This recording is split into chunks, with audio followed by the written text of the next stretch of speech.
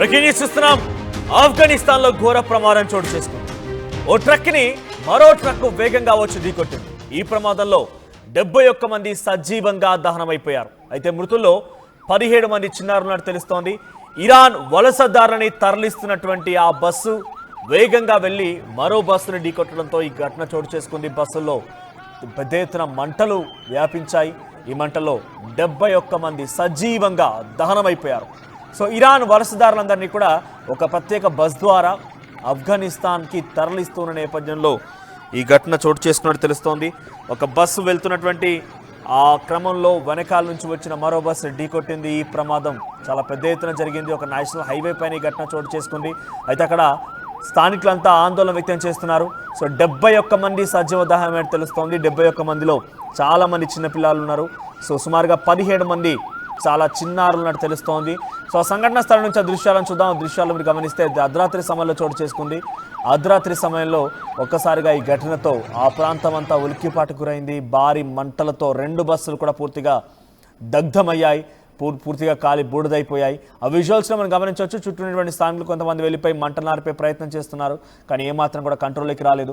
ఎంత సహాయం చేద్దామనుకున్నా అద్దాలు పగలగొట్టి అందులో వారిని బయటికి తీసుకొద్దామనేటువంటి ప్రయత్నం చేసిన అప్పటికే సగం కాలిన శరీరాలతో వారంతా కూడా సజీవంగా దహనమైపోయారు. ఆ విజువల్స్ చూద్దాం ఒకసారి.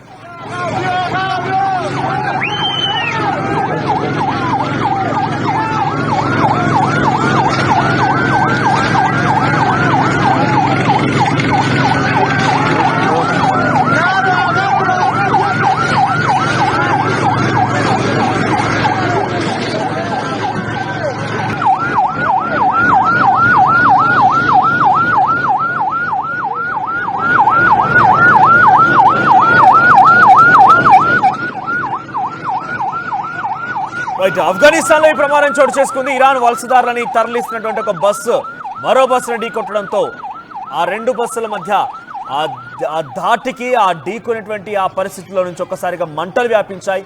ఇంజన్లో నుంచి వచ్చినటువంటి మంటలు 2 బస్సులను కూడా దగ్ధం చేశాయి. పూర్తిగా 71 మంది సజీవంగా దహనమైపోయారు. దీంట్లో 17 మంది చిన్నారులే ఉన్నారు. సో ప్రస్తుతానికి ఈ ఘటన కొంత ఆందోళనకు గురి చేస్తోంది.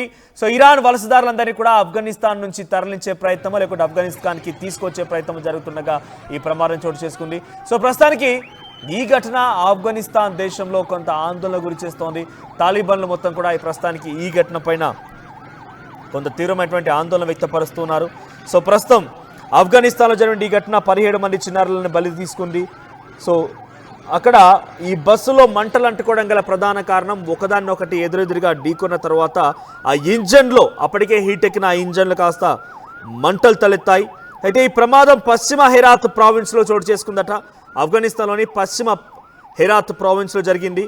సో ఇరాన్ నుంచి తిరిగి వస్తున్నటువంటి క్రమంలో ఆఫ్ఘన్ వలసదారుల ప్రయాణిస్తున్నటువంటి ఒక బస్సు ఢీకొనడంతో మరో బస్సును ఢీకొనడంతో ఒక్కసారిగా మంటలు చెలరేగాయి. సో అగ్నిమాపక సిబ్బంది అక్కడికి 10ల సంఖ్యలో ఫైర్ ఇంజన్లు తరలించి ఆ మంటల్ని కంట్రోల్ చేసే ప్రయత్నం చేసిన ఏమాత్రం కూడా మంటలు అదుపులోకి రాలేదు. సో వీరంతా కూడా ఒక ఇరాన్ నుంచి తిరిగి వస్తున్న క్రమంలో ఈ ఘటన చోటు చేసుకుందట. సో ఇరాన్ నుంచి వచ్చేటువంటి ఆ వలసదారులని తరలిస్తున్నటువంటి ఆ బస్సులో ఒక్కసారిగా మంటలు వ్యాపించాయి. 17 మంది చిన్నారులు మరణించారు. ఇది ఒక బిగ్గెస్ట్ హ్యాపెనింగ్గా చూడాలి ఈరోజు. సో 71 మంది సజీవ దహనం అంటే చిన్న విషయం ఏం కాదు. చాలామంది స్థానికులు ఒక్కసారిగా మంటలు చెలగిన బస్ దగ్గరికి వెళ్ళిపోయి మంటలను ఆర్పేటువంటి ప్రయత్నం చేసినా కూడా ఆ మంటలు అదుపులోకి రాలేదు. ఇంకా మంటలు వ్యాపించాయి. 2 బస్సులు కూడా పూర్తిగా దగ్ధమైపోయాయి. సో ప్రస్తుతానికి ఈ ఘటన కొంత ఆందోళన గురి చేస్తోంది. This content had some disturbing viewers. Viewer description is advice. ఈ కాంటెంట్లో మిమ్మల్ని కొంత కలవరపాటు గురి చేసే అంశాలు ఉన్నాయి. తగు జాగ్రత్తలు తీసుకోమని ఆర్టీవీ హెచ్చరిస్తోంది.